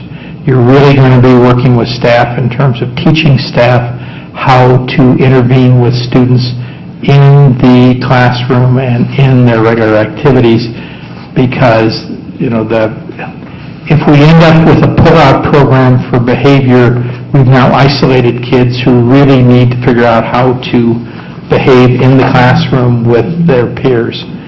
And while we already have the program, for in-school suspension and other kinds of things, when we're really kind of at the end of the rope and we're saying we have to have this student moved out of here in order to help other kids to remain successful, we believe there's a lot of behavior instruction that can occur with the coaches that will help support that at both the middle school and high school level, which is why we have 0.95 FTE coach in place, and that individual does do reading and math and behaviors. And because we have a teacher that's assigned directly for the reading and math part, I think it will give the coach more time to do the behavioral piece. Thank you, appreciate that clarification for us. Are there any other questions? I had a question. You alluded to access a little bit, and you're saying that, foreseeable future, the funding seems somewhat secure. Is that a line item lawmakers could go after in the next funding, or? My understanding is it's not really, unless we see something happen at the federal level. Okay. And again, because, and help me, Mary, if I say this wrong, but my understanding is access funding is part of the total pool of dollars that each state gets to support their special education programming. That hasn't gone down. It hasn't gone up either, and we're still arguing about the 17% versus the 40% that was promised in 1974. But the idea is that with this, I think there's a real desire on the part of the feds to make sure that every effort occurs to do interventions with students before they are tested, evaluated, and identified as special education students, because they know in many cases, once that happens, that student's in a special education program for the rest of their K-12 career. So my belief is that they're going to keep this piece in place, and I think part of trying to keep it in place have been the two things that I just mentioned that they've changed. That is, they reduced the high end of the amount, which means a district like a Minneapolis and St. Paul can't go out and grab millions and millions of dollars in ADSIS funding. And the other piece is that local districts have to have a heck of a lot of skin in the game. In other words, to get that 2.75 FTE, we had to put in 2.25 FTE to create the 5.0 of ADSIS interventionist support. So I'm cautiously optimistic. Maybe before the end of tonight, too, in the information session, I will take just a minute to kind of update people on where we are with the special session, because there is a little bit there in terms of some additional funding for special ed. So I think we're in as solid a position as any federal or state legislator will let us be. Okay. And then along that line, do we have any idea how complex the reporting on this might be? Is it going to be manageable? Do we even know what they want to know yet? Yes, we do, and actually Mary and Hope and other people will be working on that this summer, because there are actually some logs that have to be created so that when people are doing intervention activity, we have to be logging time, and we have to be logging who specifically is being supported, and have those people been identified for appropriate kinds of interventions. So yes, it is. There is some expectation of being able to demonstrate that you are working with the right kids and that you are providing the right level of service to meet their needs up to the full FTE that we're supporting. Okay, thank you. Well, this is an incredible report, and obviously a lot of hard work went into trying to make this work, and this is just really great news. I echo what Alan said. It's such great news for the district and for our state. I really feel good about, again, the work we've done, the great staff we already have in place, and the additional staff we're going to be able to bring on board as we kind of ramp this up to the next level. Great. Thank you. Thank you guys, too. Thank you for being here, you guys. Okay, that takes care of items for discussion and reports. So we can, at this point, move on to items for individual action. Our first item is the final approval of the 2015-16 proposed budget, all funds. Here to just review that would be Val Nextor, our district finance director. Sorry, Director of Finance. I knew I had it. Okay. Good evening. I don't have a whole lot. The last several meetings, I've presented the budgets in probably more detail than you ever really wanted. And so just here for any questions you may have had after reflecting on anything that I presented. No changes in the budget book you received from what was presented. So Since this is an item for individual action, we'll start with a motion. The superintendent's recommendation is to approve the proposed 2015-16 budget as presented, all funds. Is there a motion to approve? Moved by Noel. Second? Second by Ellen. Okay, questions or comments for Val? Anyone? And again, that's the advantage of having this be presented over the last several months. We hope that you've all had an opportunity to listen and to think about and get your questions answered as we've gone through the process. We've done this now for the last many years, and we found it to be a much better way than trying to drop this on you all in June and saying, gee, we should do something with this. So hopefully there shouldn't be necessarily any questions unless there's something as you've looked it over again, you're saying, gee, I need to ask another question. We're very happy to answer those if you have. And I do want to comment again, I know we tell you every year, but just so you remember that you get another compliment this year in the budget book that you put together, because it's extremely valuable and one we use throughout the entire year. So even though you presented all of it and we did hear it once, it's really great to have the resource to go back and check. So I know that takes some extra effort, but I know several of us have commented to you and just want you to reassure you that your efforts are not for naught. They're definitely utilized, so thank you for that effort. So if there's no other questions, there's a motion and there's a moved and seconded, so we can go on to vote. All those in favor of approving the proposed 2015-16 budgets as presented, all funds, say aye. Aye. Opposed? Motion carries. Thank you, Val. Thank you. Okay, the second item for individual action is the activities fee for 2015-16 school year. We presented that at last board meeting, so this meeting we will vote on that. Dr. Richardson, do you?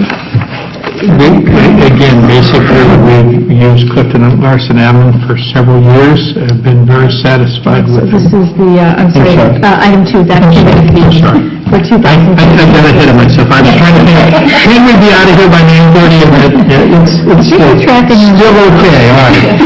In terms of activity fees, again, as you remember, the discussion really revolved around the idea of a $5 increase for all of our students who are involved in extracurricular or co-curricular activities, and then a $10 increase for those students who are involved in athletics. And again, the $5 fee, a key focus there is to provide for the electronic structure that allows us to get people to pay and register in the most comfortable and easy way that they can possibly do that. The extra $5 is really tied to the fee to support athletic trainer support, which really gives us the ability to meet kids' needs as we go through the day and through each season when a student has a need for additional support for athletic training. So our feeling is that these two are very appropriate increases for us to look at, and we would encourage approval by the board. Okay. So prior to questions or discussion, the superintendent's recommendation is to approve increasing the activity fee for middle school athletics by $5, middle school fine arts and academic activities by $5, high school fine arts and activities by $5, and the activity fee for high school athletics by $10. Is there a motion to approve? Moved by Jeff, second. Second by Ellen. Questions or comments? And we do have our resident expert is here if you have any questions, and you may not. Perfect. I do have a question. So on the family limit, what I'm looking at for the free meal, they might still have a family limit of 116. Can that be covered by scholarship from booster clubs? We've always made it work, one way or another. We've never turned anyone away. Perfect. So the answer to that is yes. Thank you. It may not be the booster club, but we will figure out a way to get it done. Okay, we would never deny a student. Correct. Thank you. And never have. Never have. Wonderful. As far as I know. And thank you for that. Yeah. Okay. Any other questions? Just a comment, and thank you, Tom, for all your work on this, too. And I just think, obviously, by accepting the electronic payment, we're making it a lot easier for people to participate, because it's just the way of the world. well, that's what we've heard from other communities and other activity directors. What they're using, they really feel has been successful, and parents have, they've used the word, loved it. Very good. Yes. As opposed to having a check buried in the bottom of your pack somewhere. Okay, so we can move on to a vote if there's any other questions. Okay. So all those in favor, say aye. Aye. Opposed? Motion carries. Okay. Our next item for, thank you, Tom. Our next item for individual action is the audit engagement letter for fiscal year 2015. And I did steal part of Val's thunder. Did you have a long presentation on Larson Ammon? I really wanted to do that anyway. Well, and again, we've used Clifton Larson Ammon for a long time. We think they do a very thorough job. We know that they're very much up to speed on all of the audit requirements. And I think that makes us very comfortable with continuing to use them as we move forward for the 2015 audit. Can I add one comment? Sure. There is a potential additional fee in the quote this year, just due to the additional work of implementing GASB 68. Which we will be probably coming and presenting about in July, I believe. Because we're going to have to talk to you about GASB 68, which is a new piece that has been added where all of the TRA and PERA liabilities, long-term, like in forever, in each district, have now been pushed back and added to the total liabilities of local school districts where the employees are employed. So the impact is going to be, it's going to make it look like we suddenly have some huge new liabilities, which we really don't have, but because of the way GASB 68 has been rolled out, it shifts that liability from something that TRA and PERA carried on their books, now will be carried on the local books of every single school district in the state. Yep, so just wanted to call that out. Did I share that appropriately? Yeah. Okay. Yep, so that's just an additional item this year on the quote. So. Okay. So the superintendent's recommendation to accept the 2014-15 engagement letter from Clifton Larson Allen. Is there a motion to approve? Moved by Noel, second by Margaret. Any additional questions? Okay. All those in favor of the motion say aye. Aye. Opposed? Motion carries.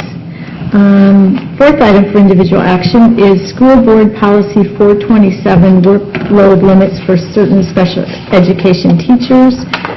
First reading was at our last board meeting, Dr. Richardson. And yes, again, 427, workload limits for certain special education teachers, is something that's coming out of Minnesota statutes, which is requirements to identify the limits for those teachers who are providing direct educational services to students 60% or less of the school day. And so, as you can see, a chunk of it is really definitions. Really, the core general policy is those limits will be determined by the special education administrator in consultation with the building principal and the superintendent. So, what this policy does is just simply give Cheryl and building principals and myself the ability to review the appropriate work limits and to identify what those will be. We also are planning to consult with our special education staff to make sure that we're looking at things like contact minutes, evaluations, indirect services, management of IEPs, etc., which are all issues that are important to our special education teachers. But the focus is this particular policy really needs to be put into place now, and with the idea that we will work out the details of what the exact limits are as we move through the summer and into the fall of next year. Okay, thank you. So superintendent's recommendation is to approve School Board Policy 427, workload limits for certain special education teachers. Is there a motion? Moved by Ellen, second by Rob. Any questions? Okay, all those in favor of the motion, say aye. Aye. Opposed? Motion carries. Okay, our last item for individual action is the Southeast Minnesota Special Education Cooperative. Dr. Richardson? Okay, if you remember last time, we spent a significant amount of time talking about the creation of the Southeast Minnesota Special Education Cooperative. And again, the purpose of this cooperative is to basically bring Albert Lea, Austin, Faribault, Northfield, and Owatonna together. Purpose of providing special education services to students with low incidence disabilities. What I want to make really clear for folks as we look at this is that the students that will be served in this program are currently students that are not served in low incidence programs or DCD programs in our district right now. They have always been served in other programs. So they've either been served at CREC most recently in Faribault, or they've been served at Intermediate District 287 or 917 or 916. These are students whose level of disability requires them to have very intensive, very high levels of support, far and away beyond the kinds of programming support that we're providing for kids here. Our purpose really is to create a program specifically to work with special education and to use the efficiencies of bringing together both districts so that we can have the number of students coming together so that we can provide not only high-quality services for students in terms of direct instruction with teachers and paraprofessionals, but also to provide support with specialists who are there that will need to be there to help support these kids. Again, that we can do when we have 40 or 50 students together in a location that we can't do when we're trying to do it with 4 or 5 students or 3 or 4 students in our own district, or even with the students that we have between Faribault and Northfield. The other thing, as I shared with you last time, as you might remember, is that we talked about the idea that the joint powers agreement that we previously had with Faribault will expire at the end of the 2015-16 year. We've been given 1 year of reprieve in terms of having to move away from that particular program. Also, the facility that we currently have at Faribault, that lease is up at the end of the 2015-16 year. So timing-wise, this is the ideal time if we're going to move forward with this to get that done. Remember, as you're thinking about this, the couple of key issues. Number one is that there is going to have to be direct support from each of our districts. So we'll really be looking at, probably at the July meeting, in identifying one board member to serve with myself as part of the board of the newly implemented SEMSEC. We also will be asking our special education director to serve on an advisory board who will support the implementation. The really positive piece about what we're doing with this is that by doing it in the way we're doing it, we have a full year to get prepared. And it will take a full year by the time you think about the fact that you're, for all intents and purposes, creating a school district from scratch. And the good thing, of course, is it's narrow. It's only about special education, but you have all the same things that any other school district would be concerned about. You have to hire a director. You have to hire staff.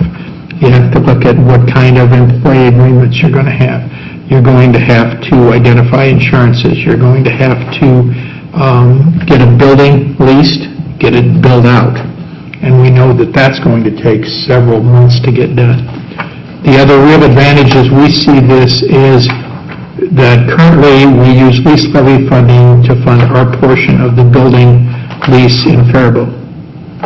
So at the end of next year, when that lease ends and we stop paying there, we will be in a position beginning in July to begin using the new lease levy money to help fund our portion of the new facility, which is very likely at this point to be in Owatonna.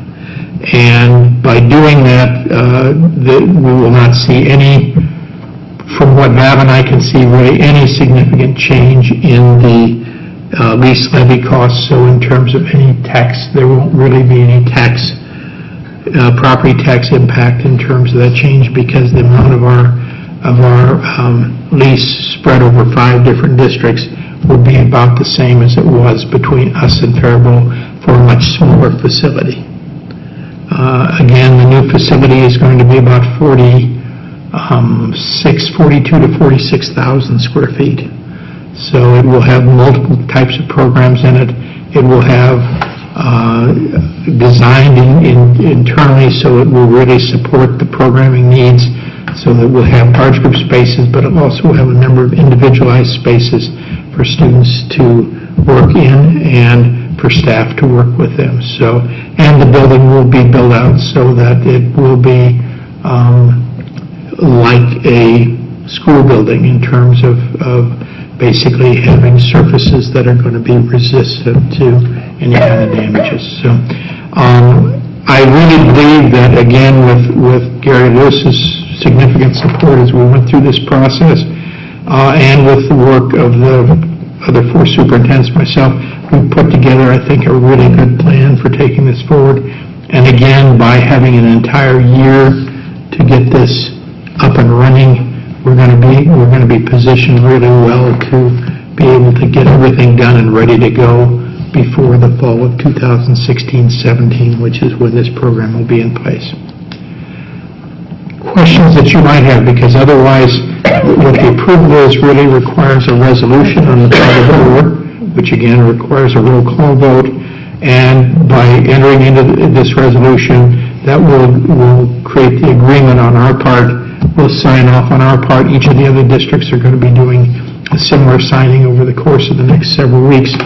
And when we have everybody's signatures gathered together, then we will go to the Department of Education, because we have to get the commissioner to take that information. They will actually issue us a school district number, and we will begin the process of implementing the program over the next year. Board members?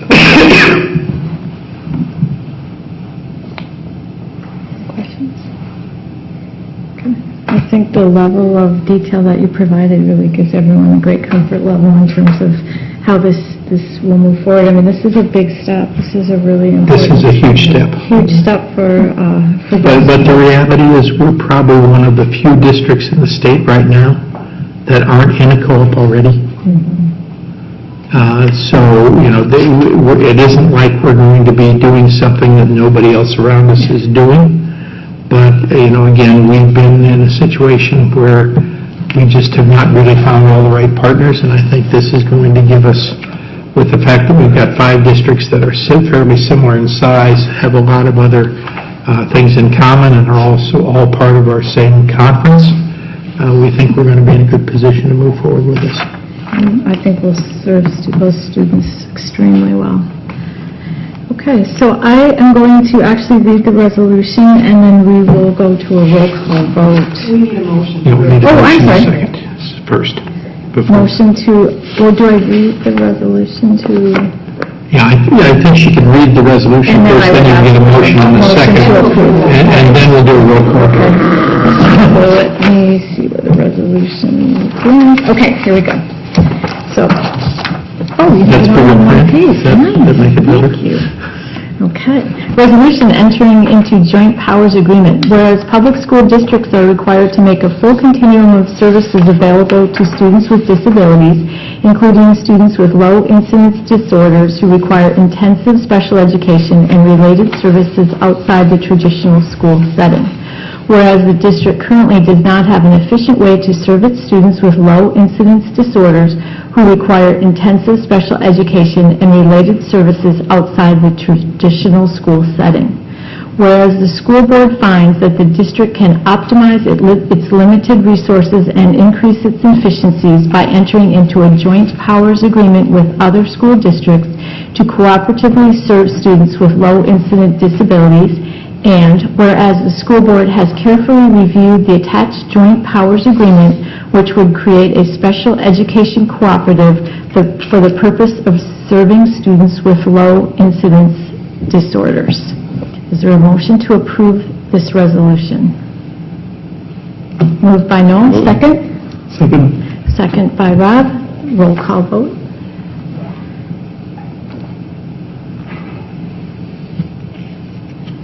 Iverson? Aye. Colangelo? Aye. Cornell? Aye. Stratmon? Aye. Hardy? Aye. Pritchard? Aye. Resolution carries. Okay. We will move on to approval of the consent grouping. As a reminder, there were a number of personnel items in the table file to be added to the consent grouping. Is there anything that anyone would like to pull from the consent grouping? Is there a motion to approve the consent grouping? So moved. Moved by Ellen, second. Second by Margaret. Any discussion? Okay, all those in favor of approving the consent grouping say aye. Aye. Opposed? Motion carries. Items for information in your table file, there was the enrollment report through the end of the year. Dr. Richardson? And would simply share with you, as I shared with you for most of the meetings over the last decade, our enrollment continues to be flat. And in fact, at 3,947 students in the end of the school year this year, we actually are 6 students more than we had at the beginning of the year on the first day.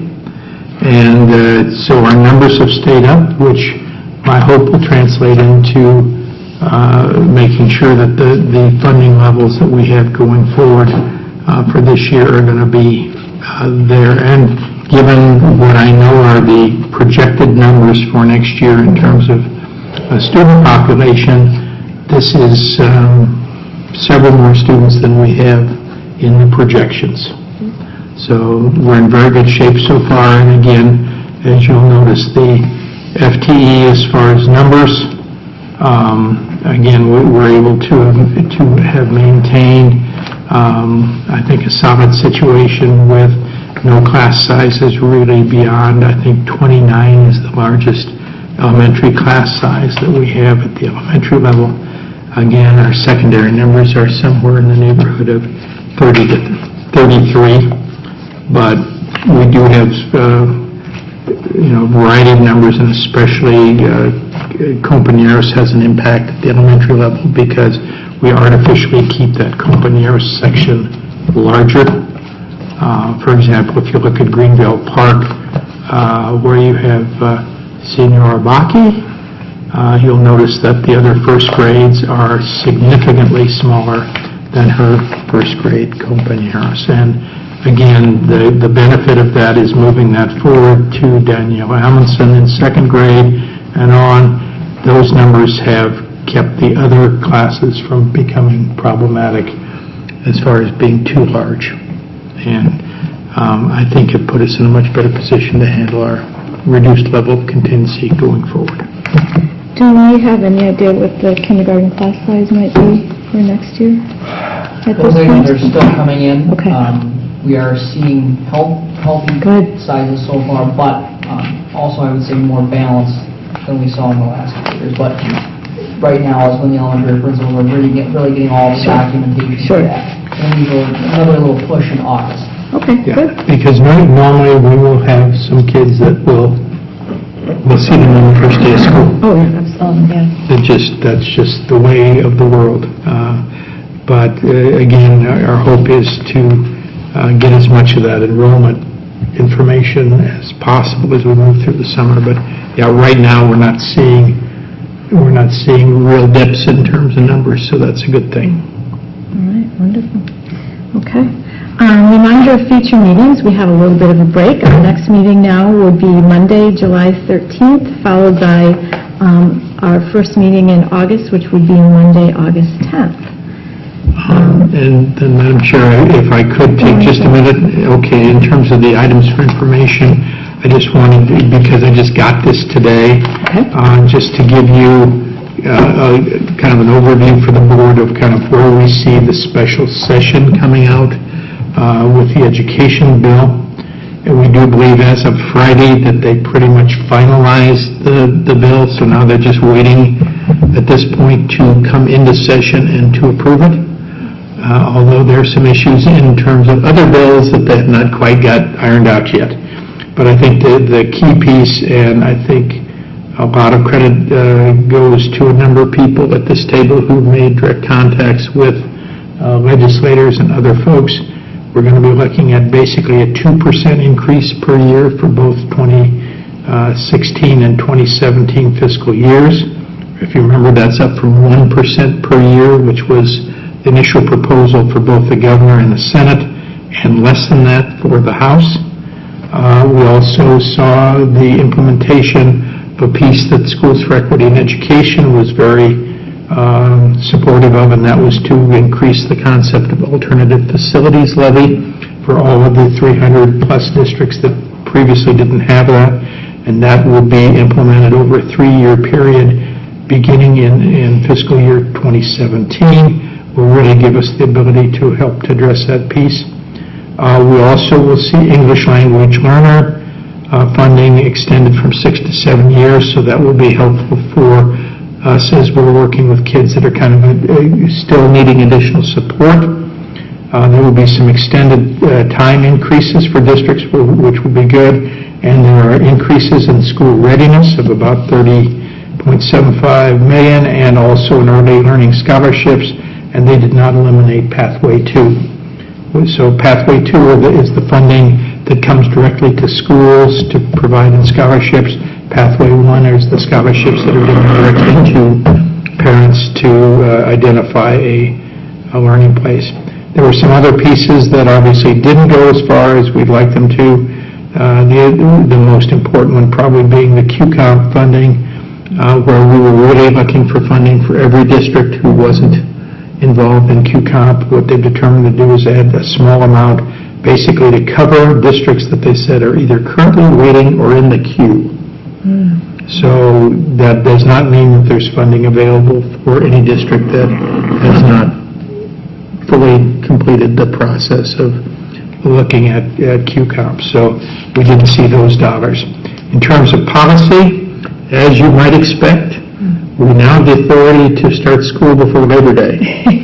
Guess what? About 4 months late. So obviously we will not be starting.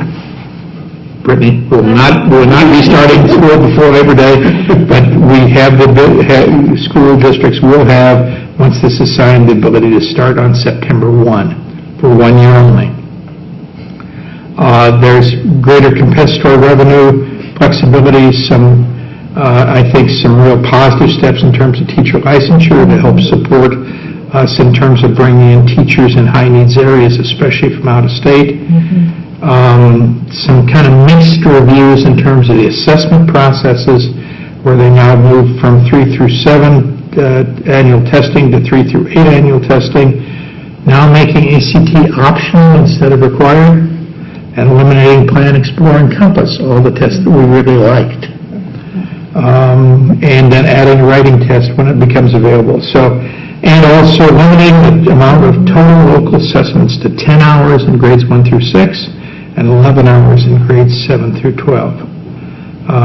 So again, I think some issues that potentially will be problematic, but we don't know yet to what extent. And then in terms of standards, probably the key piece is an effort to really allow vocational agriculture, computer science, and Project Lead the Way credits to meet credits in mathematics and science if they meet the same standards. So I think that'll be a good piece. And then some pieces in terms of disciplinary action, in terms of elementary suspension, again, pretty much driven by the issues going on in Minneapolis. And the one that we're all still kind of scratching our head about, which is the prohibition of school administrators from placing students in consecutive school years in a classroom of a teacher who is under a teacher improvement plan or who has not met the summative evaluation. If that student was in the classroom where the teacher received disciplinary measures under teacher development and evaluation. I'm not exactly sure how that one is going to play out yet, and I think it's the one that many of us have a lot of concern about, given the fragile nature of the initial implementation of the entire teacher evaluation process. But finance-wise, probably as good a scenario as we probably could have had. I think most of the key things that Sue was looking for are there. And I think a nod to the idea of increasing early childhood programming, but without locking us into it only being universal 4-year-olds. So I think in the end, I think we are in a pretty solid place going forward. And as we talk about that in terms of the budget, we'll be able to share more with you in that end. So I just wanted to share that because that's kind of hot off the press in multiple versions. So when the special session happens and they, it's foreseeable that they will pass the education omnibus bill, how long does it take for the state to generate the dollars that will actually see this is how much we will get? We actually want to run. Yeah, actually we have the runs. That's not a... Let me describe that in a different way. We have the computer physical projection already in place. We know what the dollars are going to be, and actually every single by district as to exactly how much money will be created in each of the years. So that will come very quickly because they pretty much have not seen much change since the governor basically signaled he'd go with 2 and 2. They pretty much have cranked up all the data to go with that. And again, the advantage with 2 and 2 is anything that's linked to the basic formula goes up by the same percent. So compensatory funding, other kinds of funding that's impacted by whatever the general fund amount is, also those votes get raised too. Okay. So one last reminder, we have a closed negotiation strategy session immediately following the adjournment of this meeting. With that, I ask that we have a motion to adjourn, moved by Noel, second by Jeff. All those in favor? Aye. Opposed? Motion carries. We are adjourned.